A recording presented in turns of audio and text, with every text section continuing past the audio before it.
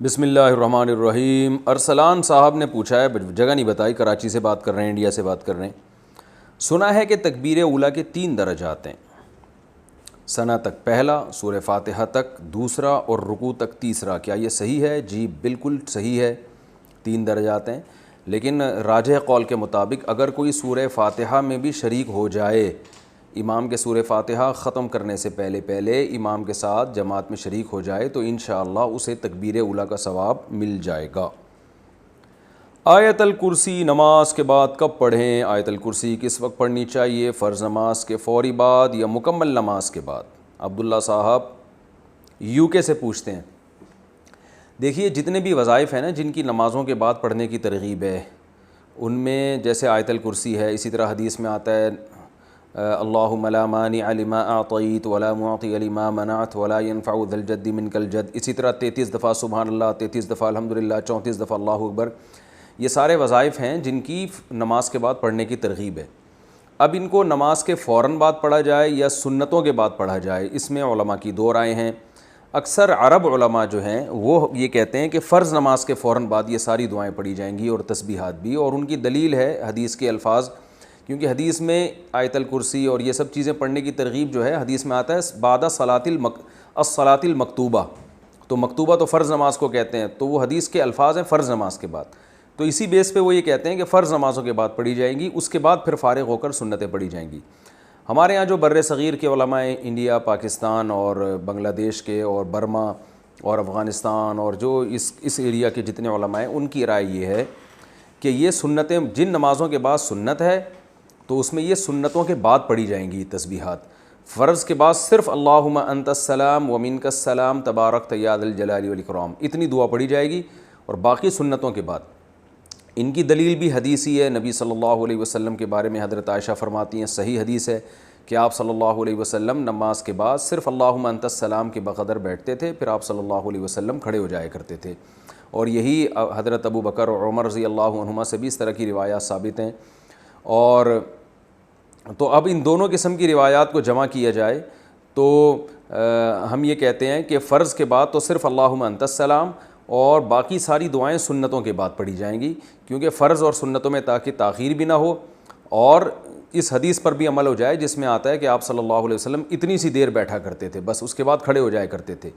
رہا یہ مسئلہ کہ حدیث میں تو آتا ہے کہ آپ صلی اللہ علیہ وسلم نے فرمایا کہ فرض نماز کے بعد یہ چیزیں پڑھو، تو دونوں طرح کی جب حدیثوں کو سامنے رکھتے ہیں تو تطبیق کی، ان میں موافقت کی یہی صورت بنتی ہے کہ یہاں فرض سے مراد ہے فرض نماز اپنی تکمیلات کے ساتھ، تو سنتیں چونکہ فرض ہی کی تکمیل کے لیے ہیں، تو فرض نماز کے بعد کا مطلب فوراً بعد نہیں ہے، بلکہ یہ فرض نماز کنایہ احتراز ہے باقی اعمال سے، کہ آپ دن بھر میں جو باقی اعمال کرتے ہیں ان کے بعد نہیں، بلکہ فرض نمازوں کے بعد۔ تو فرض نمازیں جب مکمل ہو جائیں گی، سنتوں کے ساتھ مکمل ہوتی ہیں، کمپلیٹ ہوتی ہیں، تو وہ اپنی تکمیل ان کی سنتوں کے ساتھ ہوتی ہے، تو سنتوں کے بعد اگر آپ پڑھیں گے تو فرض نمازوں کے بعد ہی وہ پڑھنا کہلائے گا، یہ یعنی اشراق کے بعد یا تہجد کے بعد کی یہ تسبیحات نہیں ہیں، اوابین کے بعد کی تسبیحات نہیں ہیں، بلکہ یہ فرائض کی تسبیحات ہیں۔ اب فرض کے فوراً بعد کا مطلب، فرض کے بعد کا مطلب فوراً بعد نہیں بلکہ تکمیلات کے بعد، تاکہ اس حدیث پر بھی عمل ہو جائے جس میں آتا ہے کہ آپ صلی اللہ علیہ وسلم صرف اللہم انت السلام والی دعا کے بقدر بیٹھتے تھے، اور اس حدیث پر بھی عمل ہو جائے جس میں فرض نماز کے بعد پڑھنے کی ترغیب ہے۔ تو اس لیے ہماری رائے یہ ہے کہ فرض کے بعد جن فرضوں کے بعد سنتیں ہیں تو سنتوں سے فارغ ہو کر آیت الکرسی بھی پڑھیں، تسبیحات بھی پڑھیں اور یہ ساری دعائیں پڑھیں، اور فرائض کے بعد زیادہ تاخیر نہ کریں، صرف اللہم انت السلام کے بقدر تاخیر کریں اور اس کے بعد سنتوں میں مشغول ہو جائیں۔ روحانی غسل کا کیا طریقہ ہے؟ مجھے روحانی غسل کے بارے میں معلومات دیجیے اور اس کا طریقہ بھی بتا دیں۔ بشارت ملک بھائی جان، پتہ نہیں کیڑا غسل آپ نے ایجاد کی ہے، روحانی غسل۔ ایک تو غسل ہوتا ہے جسمانی جو نہا دھو کے ہوتا ہے، اور ایک غسل روحانی شاید یہ ہے گناہوں سے پاک، تو توبہ کریں اللہ کے سامنے، جو گناہ ہو چکے ہیں وہ روحانی غسل ہو جائے گا۔ باقی پتہ نہیں کسی نے کوئی ٹیکنیکل قسم کا غسل نکالا ہو تو ہمیں معلوم نہیں ہے۔ مچھلی کو ذبح نہ کرنے کی کیا حکمت ہے؟ دانش صاحب یو پی سے پوچھتے ہیں، مچھلی کو حلال کیوں نہیں کیا جاتا؟ بھئی دیکھیں، جانور کو جو ذبح کیا جاتا ہے نا، اس کی ایک بڑی حکمت ہے، اس میں جو خون ہے، بہتا ہوا خون، وہ نکل جائے۔ خون ایک گندی اور ناپاک چیز ہے، اور مچھلی کے اندر بلڈ ہوتا ہی نہیں ہے، تو اس لیے اس کو ذبح کرنے کی حاجت ہی نہیں ہے۔ تو ہاں یہ کہہ سکتے ہیں کہ وہ تو مردار ہے، اور قرآن مجید نے ہمیں مردہ کھانے سے منع کیا ہے، حرمت علیکم المیتۃ والدم، ہے نا قرآن میں کہ تم پر مردار حرام کر دیا گیا ہے۔ تو اس کا جواب ہے مشہور حدیث ہے احلت لنا میتتان السمک والجراد، آپ صلی اللہ علیہ وسلم نے فرمایا ہمارے لیے دو مردار اللہ نے حلال کیے ہیں، ایک مچھلی اور ایک ٹڈی، تو یہ دو چیزیں ذبح کیے بغیر بھی کھائی جا سکتی ہیں۔ حکمت میں نے بتا دی آپ کو، باقی حکمتوں پر حکم کا مدار نہیں ہوتا، جیسے اللہ اس کے رسول نے کہہ دیا بس ہم مانیں گے، اس پر عمل کریں گے۔ غیر مسلم کی خیرات استعمال کر سکتے ہیں، اگر کوئی غیر مسلم مسلمان کو خیرات دے تو کیا مسلمان کے لیے اسے لینا حلال ہوگا؟ شیخ احمد بٹ لداخ سے۔ حلال تو ہے، کوئی بھی کسی کو کوئی بھی چیز دے سکتا ہے اپنے، تو جائز ہے، لیکن یہ بہرحال غیرت اور حمیت کے خلاف ہے۔ تو غیر مسلم گفٹ دے، ہدیہ دے، وہ تو قبول کریں، تو صدقہ خیرات نکال رہا ہو تو ایک ایمانی غیرت کے خلاف ہے کہ اس سے مدد لینا، تو ایک ایمانی غیرت، جائز ناجائز کی بات نہیں ہے، غیرت کا مسئلہ ہے یہ۔ ذکر کے بعد پانی دم کرنا، کیا روزانہ ذکر کے بعد پانی پر دم کر کے پی سکتے ہیں؟ ام فاطمہ دہلی سے۔ جی ہاں پی سکتے ہیں، کوئی حرج نہیں ہے، لیکن یہ کہ کیوں، اس کی ضرورت کیا ہے؟ جو رقیہ نبی صلی اللہ علیہ وسلم سے سنت سے ثابت ہے اس پر اکتفا کریں۔ آپ صلی اللہ علیہ وسلم رات کو سونے سے پہلے سورہ فلق، سورہ ناس اور یہ قل جو ہے نا قل یا ایھا الکافرون، یہ صورتیں پڑھ کے اپنے ہاتھ پہ دم کرتے تھے، پورے جسم پہ پھیرتے تھے، تو یہ کام کیا کریں، رات کو آیت الکرسی پڑھیں، تو کیونکہ پانی کو بار بار پھونک ماریں گے اس کے جرمز جائیں گے۔ نبی صلی اللہ علیہ وسلم نے برتن میں پھونک مارنے سے بھی منع کیا ہے کیونکہ یہ نفاست کے بہرحال خلاف ہے۔ تو چونکہ ان چیزوں کی کوئی پھر انتہا نہیں ہوتی ہے، بعض لوگ ایسے وہمی ہو جاتے ہیں کہ رات کو سوتے ہوئے پھونک مارتے ہیں، تو پھونکے مار مار کے تھک کے پھر پنکھے میں جا کے پھونک مارتے ہیں کہ میری پھونک پورے پنکھے میں پھیل جائے۔ اب کوئی کہ پنکھے میں پھونک مارنا ناجائز ہے کہ، تو ناجائز تو نہیں ہے، لیکن یہ سب چیزیں وہم کا دروازہ کھولتی ہیں، تو جتنا ثابت ہے اس پر اکتفا کریں گے تو عافیت کے ساتھ زندگی گزرے گی۔ ذکر کے بعد، ہاں یہ ہو گیا سفر۔ اچھا، کیا قرض دار پر قربانی واجب ہے؟ فاطمہ مسعود کشمیر سے۔ کیا قرض ذمے ہونے کی صورت میں قربانی کرنا واجب ہے؟ دیکھیے اگر قربانی کا جو نصاب ہے نا 52.5 تولہ چاندی، یعنی 56,000 تقریباً آج کل بنتا ہے، تو قرض اگر اتنا ہے کہ قربانی کے نصاب سے کم، یعنی اگر آپ قرضہ ادا کریں تو قربانی کے نصاب سے کم مالیت کا مال بچے گا آپ کے پاس، تو پھر آپ پر قربانی واجب نہیں ہے۔ لیکن اگر آپ کے اوپر قرضہ کم ہے، مثال کے طور پر آپ کے پاس اکاؤنٹ میں 5 لاکھ روپے پڑے ہوئے ہیں اور قرضہ 1 لاکھ کا ہے، تو قرضہ نکال کے بھی 4 لاکھ تو بچتے ہیں نا، تو پھر ایسی صورت میں قربانی واجب ہوگی۔ گھر داماد بننا کیسا ہے؟ کیا خاندانی سوال ہے۔ عمر صاحب کراچی سے پوچھتے ہیں، گھر داماد کو ہمارے معاشرے میں بے غیرتی کہا جاتا ہے، کیا یہ عرف کی وجہ سے اچھا نہیں ہے یا شرعی طور پر بھی اس میں کوئی مسئلہ ہے؟ دیکھو جب شادی ہو جاتی ہے نا عمر بھائی، ذرا غور سے سنیے گا، تو لڑکی رخصت ہو کے میاں کے گھر جاتی ہے، شریعت کا یہی اصول ہے، اور شوہر پر بیوی کا نان نفقہ، اسے گھر مہیا کرنا، اس کو نان نفقہ دینا، یہ ساری ذمہ داریاں اسلام نے مرد کے کندھوں پہ ڈالی ہیں، تو اصول تو یہی ہے۔ اب اگر بیوی خود سے راضی ہے کہ بھئی مجھے الگ گھر نہیں چاہیے، میرے ابا اماں کے ساتھ آ کے رہ لو، اور ابا اماں بھی راضی ہیں، کیونکہ وہ اپنا حق گویا خود ہی چھوڑ رہے ہیں نا، بیوی اپنا حق گویا خود ہی چھوڑ رہی ہے، وہ کہہ رہی ہے گھر تو دینا آپ کے ذمے ہے، لیکن میں آپ کی ٹینشن ختم کرتی ہوں، کوئی ضرورت نہیں ہے، مجھے گھر نہیں چاہیے، میرے ابا اماں کے ساتھ آ کے رہ لو، ابا اماں بھی راضی ہیں اس پہ۔ تو جب اتنی اچھی خاندان آپ کو مل گیا، ابا بھی، سسر بھی اچھے، ساس بھی اچھی، بیوی بھی اچھی، اور سارے کہہ رہے ہیں ہمارے ساتھ ہی آ کے رہیں، تو آپ چلے جائیں، بھئی مجھے تو کوئی اعتراض نہیں ہے، کسی محلے والے کو بھی، کسی کو بھی اعتراض نہیں ہوگا، لیکن ایسا ہوتا نہیں ہے، اتنے اچھے اگر مل جائیں تو کیا ہی بات ہے، لیکن اتنا اچھا بننا ان پہ بھی لازم نہیں ہے، بلکہ اصول یہی ہے کہ شوہر کے ذمے ہے بیوی کا نان نفقہ، اور اللہ آپ کا بھلا کرے اسے گھر میسر کرنا، یہ ذمے ہے۔ تو اب وہ آپس کی انڈرسٹینڈنگ سے اگر وہ جیسے چاہیں رہیں تو کوئی حرج نہیں ہے، جیسے شوہر کے ذمے کھلانا ہے، لیکن بیوی اتنی مالدار ہے، کہہ رہی مجھے نہیں چاہیے پیسے، میرے پاس پیسے بہت ہیں، آپ بس آپ اپنا کھائیں، اور یا میں بھی آپ کو کھلاؤں گی، تو اچھی بات ہے، اگر خوشی خوشی کھلا رہی ہے تو آپس کی انڈرسٹینڈنگ سے سب کچھ ہو سکتا ہے، لازم نہیں ہے۔ جھوٹ بولنے کی کب اجازت ہے؟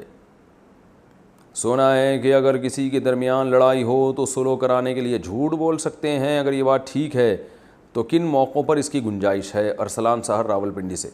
نبی صلی اللہ علیہ وسلم نے ارشاد فرمایا، لیس الکذاب الذی یکذب لیصلح بین الناس، وہ شخص جھوٹا نہیں ہے جو لوگوں میں جوڑ پیدا کرنے کے لیے جھوٹ بولتا ہے۔ تو جمہور کے نزدیک تو واضح جھوٹ بولنا بھی جائز ہے۔ امام ابو حنیفہ کے نزدیک اس حدیث سے مراد توریہ ہے۔ یکذب یعنی جھوٹ بولنے سے مراد خالص جھوٹ نہیں ہے بلکہ توریہ کہتے ہیں آپ ایک ایسی بات کر رہے ہیں زبان سے کہ آپ کی نیت کچھ اور ہے، اس کا مطلب کچھ اور ہے، سامنے والا اس کا مطلب کچھ اور سمجھ رہا ہے، یعنی ایسے ذو معنی لفظ استعمال کرتے ہیں جس میں دونوں معنی نکلتے ہیں، آپ کچھ اور نیت کر رہے ہو، سامنے والا اس کا مطلب، یعنی آپ کچھ اور نیت کر رہے ہو، سامنے والا اس کا مطلب کچھ اور سمجھ رہا ہے، تو ایسی ذو معنی بات کر کے تاکہ لوگوں میں جوڑ پیدا ہو، ٹھیک ہے نا۔ جیسے کوئی دو بندے میں دشمنی ہے اور آپ ایک کے سامنے کہیں کہ یار وہ تو آپ سے بڑی محبت کرتا ہے، حالانکہ آپ کو پتہ ہے کہ وہ یعنی اس نے تو کوئی ایسے الفاظ نہیں کہے، لیکن آپ کو پتہ ہے کچھ نہ کچھ محبت تو ہوگی انسانیت کے ناطے، تو اس طرح یہ جھوٹ نہیں ہے، یہ گول مول بات ہے، تو گول مول بات کی جا سکتی ہے۔ رہا یہ مسئلہ کہ صریح جھوٹ کیوں نہیں بولا جا سکتا، تو امام ابو حنیفہ جو ہے نا سب سے پہلے دلیل قرآن سے دیکھتے ہیں، قرآن کے مخالف جو بھی حدیث ہو تو وہ اس میں تعویل کرتے ہیں، بشرطے کہ تعویل کی گنجائش بھی ہو، تو وہ فرماتے ہیں قرآن مجید میں اللہ تعالیٰ کا ارشاد ہے الا لعنت اللہ علی الکاذبین، سنو جھوٹ بولنے والوں پر اللہ کی لعنت، تو وہ کہتے ہیں اس میں ہر طرح کا جھوٹ داخل ہے۔ رہا یہ بات کہ حدیث میں تو آتا ہے کہ سلو کے لیے جھوٹ بولنا جائز ہے، تو بھائی یہ جو جھوٹ کا لفظ ہے نا حدیث میں، یہ خود حدیث ہی میں توریہ کے معنی میں استعمال ہوا ہے، گول مول باتوں کے معنی میں حدیث میں یہ استعمال ہوتا ہے، اور عرب کے کلام میں بھی استعمال ہوتا ہے، اس کی بہت ساری مثالیں ہیں۔ تو حدیث اس معنی پر صریح نہیں ہے کہ جھوٹ بولنا جائز ہے، بلکہ یکذب کذب کا لفظ گول مول باتوں کے لیے بھی استعمال ہوا ہے، جیسے کہ ابراہیم علیہ السلام قیامت کے دن غمزدہ ہوں گے اور کہیں گے میں نے تو ایک جھوٹ بولا تھا تو مجھے اپنی فکر ہے، حالانکہ وہ جھوٹ تھوڑی بولا تھا ابراہیم علیہ السلام نے، وہ تو سچ بات کہی تھی اور یہ کہا تھا کہ میں بیمار ہوں، تم لوگ جاؤ بازار میں اور میں بیمار ہوں، میں پیچھے ہی رہوں گا، تو بیماری کا مطلب وہ یہ سمجھ رہے تھے کہ واقعی آپ پیشنٹ ہیں، بیمار ہیں، جبکہ ابراہیم علیہ السلام کی نیت یہ تھی کہ میں تمہیں دیکھ دیکھ کے گویا روحانی طور پر بیمار ہو گیا ہوں، بت پرستی کو صرف مجھے ٹینشن ہو رہی ہے، تو یہ جھوٹ نہیں تھا، یہ گول بات تھی، لیکن اس کو بھی حدیث میں جھوٹ سے تعبیر کیا گیا ہے، تو پتہ چلا کذب کا جو لفظ ہے عربی میں توریہ کے معنی میں، جس کو توریہ کہتے ہیں نا گول مول بات کرنا، اس میں بھی آتا ہے، تو اس لیے دو بندوں کو آپس میں سلو کرانے کے لیے دیگر ائمہ کے نزدیک تو صریح جھوٹ بھی جائز ہے، لیکن امام ابو حنیفہ کے نزدیک گول مول بات کی جا سکتی ہے، اور یہ تو بات ہے کہ اگر سچ بولنے سے لڑائی ہو رہی ہے نا تو نہ بولیں سچ، خاموش رہیں اور گول مول بات کر کے ان میں جوڑ پیدا کریں آپ۔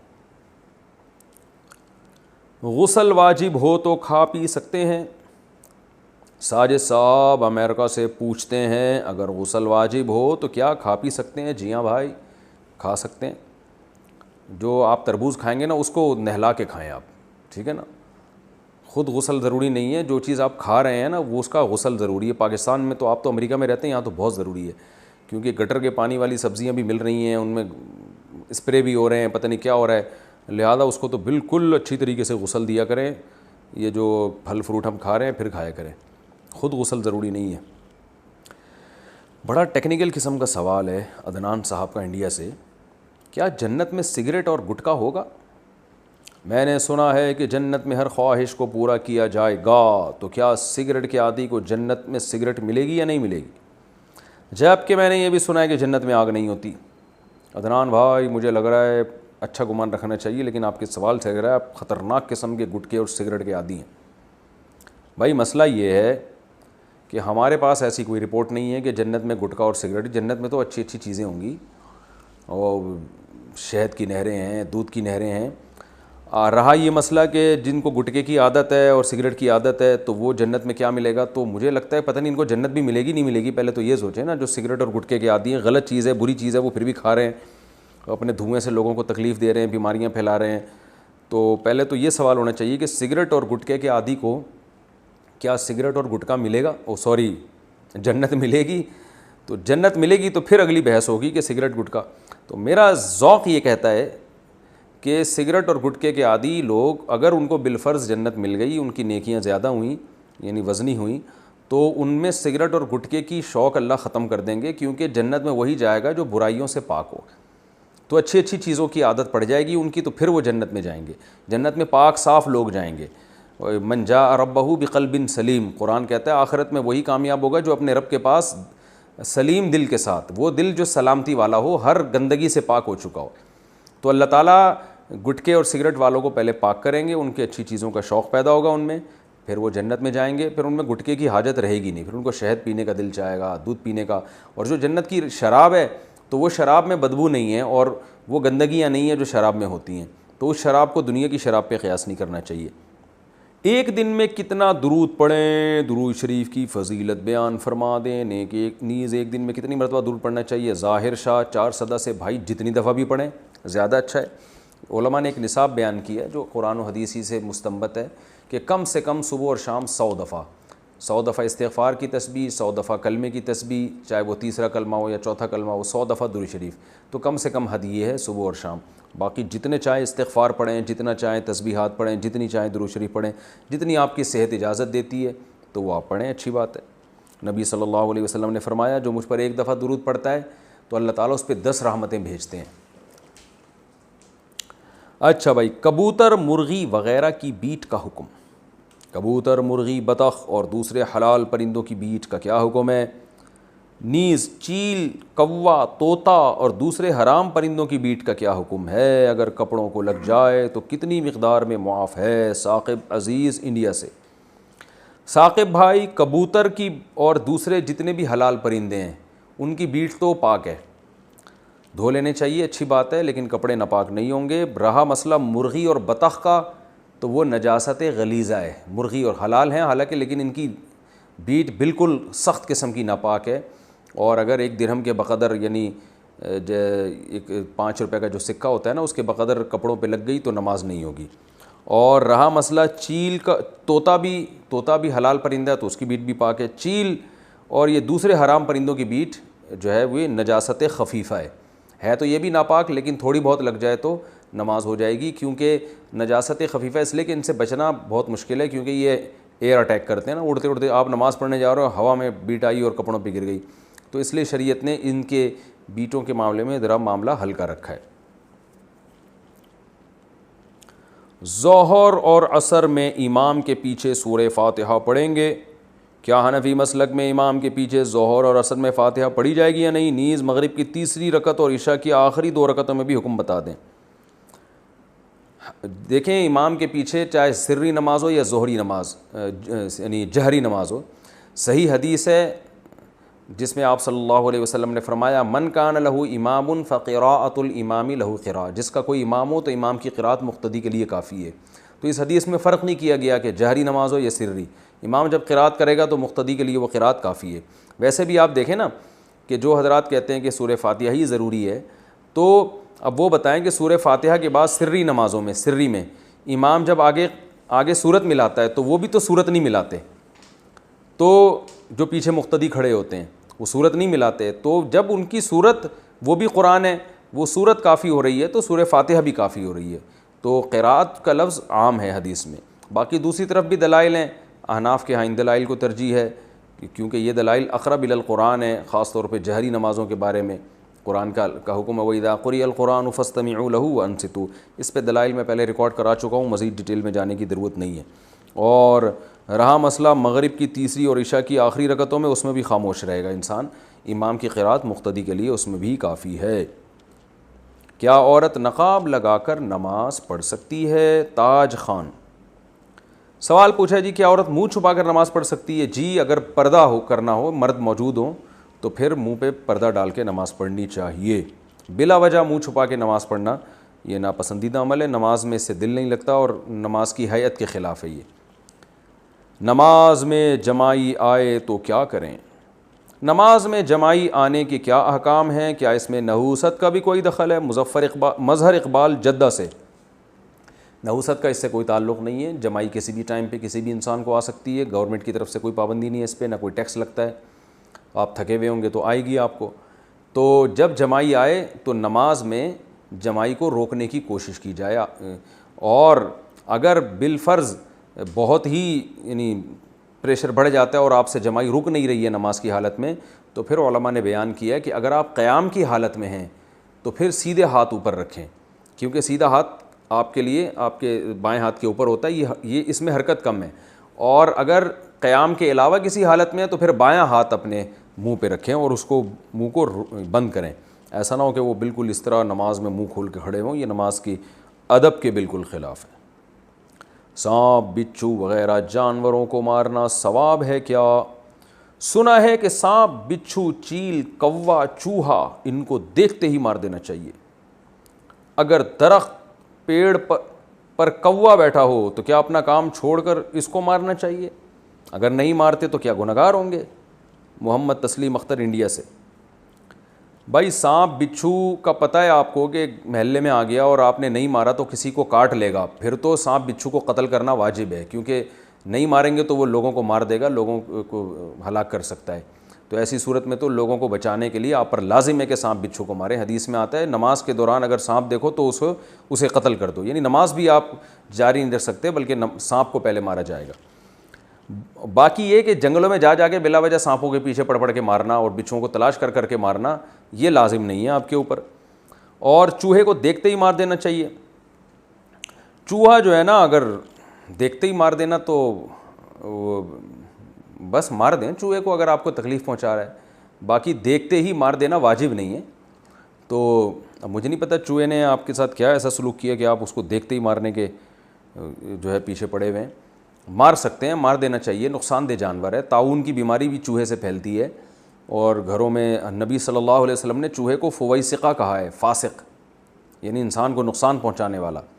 تو اس لیے یہ بھی انسان کو نقصان پہنچانے والا جانور ہے، اگر آپ مال سکتے ہیں تو اچھی بات ہے، واجب نہیں ہے، لازم نہیں ہے۔ رائے مسئلہ درخت پیڑ پر کوا بیٹھا ہو تو کیا اپنا کام چھوڑ کر اس کو مار دیں؟ آپ تجربہ کر کے دیکھیں، آپ کے درخت پہ اگر کوا بیٹھا ہوا ہے آپ مار کے دیکھیں، اور پھر کوے اگر آپ کو چھوڑ دیں تو پھر مجھے بتائیے گا۔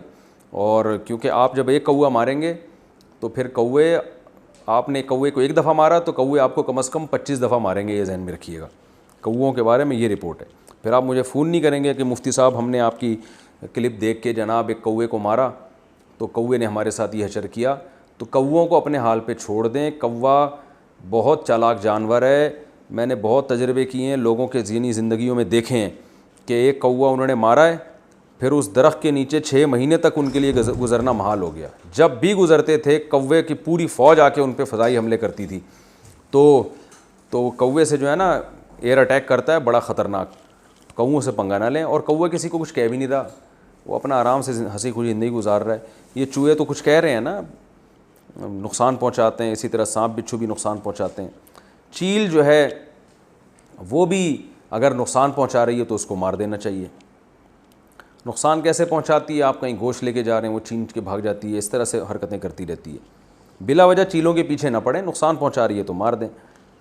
کیا زکوٰۃ دینے والے پر قربانی واجب ہے؟ جس شخص نے اس سال زکوٰۃ ادا کی ہے کیا اس پر قربانی واجب ہے؟ طلحہ صاحب کراچی سے۔ جی ہاں، اگر بقرعید تک وہ واقعی صاحب نصاب ہے اور صاحب نصاب کے علاوہ ضرورت سے زیادہ چیزیں بھی اس کے پاس ہیں، یعنی پورے سال ایسی چیزیں جو استعمال میں نہیں ہوتی وہ بھی اس میں شامل کی جائیں گی، تو اگر وہ صاحب نصاب بقرعید کے 3 دنوں میں بنتا ہے تو قربانی واجب ہے، ورنہ واجب نہیں۔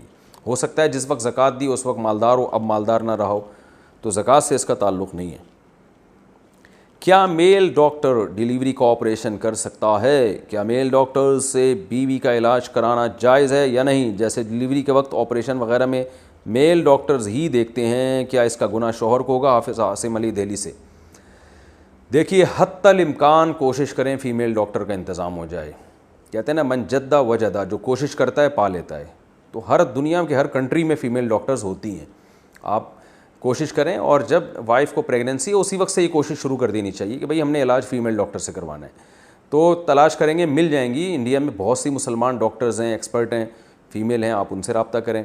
اور اگر بالفرض کوئی صورت بنتی نہیں ہے اور آپریشن کی ضرورت پیش آتی ہے تو پھر مجبوری کے حکام اور ہیں، تو اس میں بھی کوشش کریں کہ ہندو ڈاکٹر نہ ہو، کیونکہ مسلمان عورت کو غیر مسلم عورت کے سامنے بے پردہ ہونے کی اجازت نہیں ہے، تو غیر مسلم مرد کے سامنے بے پردہ ہونا تو اور بڑا گناہ ہے۔ تو اس میں اگر مرد ہی سے شدید مجبوری میں علاج کرانا پڑے تو پھر مسلم کے لیے حکم یہ ہے کہ وہ مسلم ڈاکٹر ہی تلاش کرے، غیر مسلم ڈاکٹر سے علاج نہیں کرا سکتے۔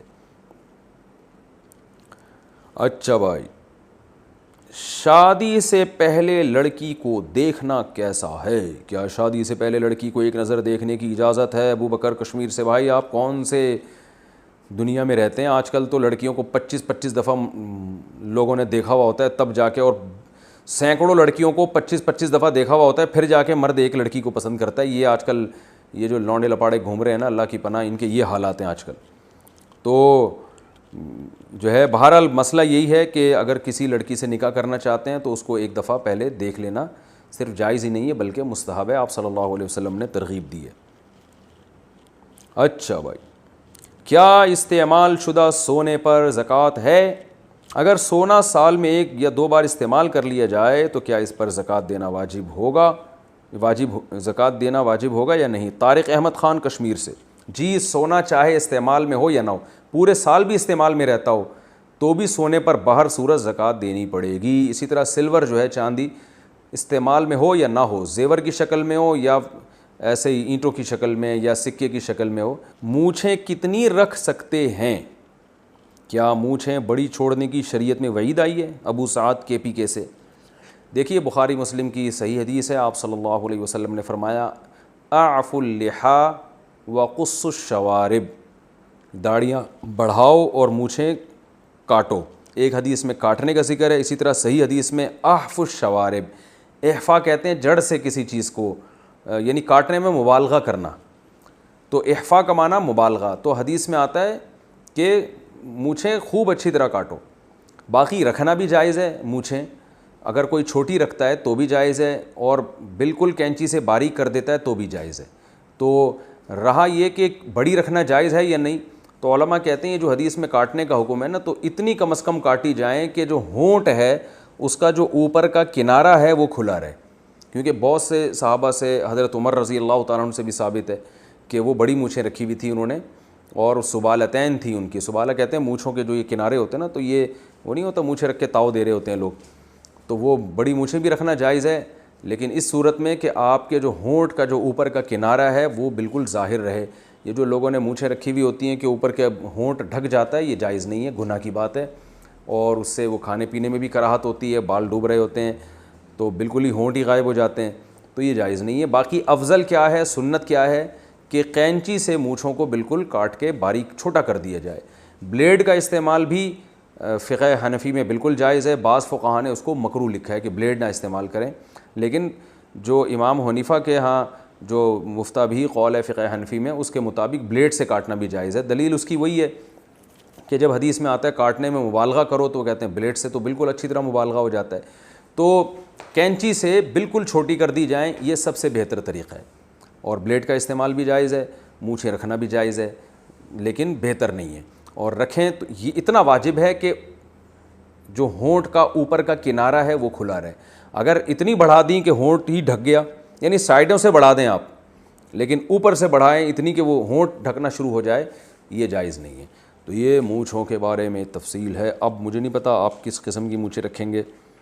بعض لوگوں نے تو ایسے رکھی ہوئی ہوتی ہیں، وہ باقاعدہ انگریز تو جو ہے نا وہ ہر چیز کو تفریح بنا لیتے ہیں، مونچھوں سے باقاعدہ بالٹی اٹھا رہے ہوتے ہیں. وہ تو اتنی نہ رکھیں. کہیں پتہ چلا آپ نے، کیونکہ میں نے کہہ دیا نا کنارے سے رکھ سکتے ہیں، تو آپ نے کیا کیا کہ وہ کنارے سے جو ہے نا وہ اتنی بڑھا لی ہیں کہ وہ محلے کے بچے اسے کھینچ رہے ہیں پکڑ پکڑ کے. تو یہ ایک غیر شائستہ حرکت ہوگی، غیر اخلاقی حرکت ہوگی جو کسی مسلمان پہ سوٹ نہیں کرتی.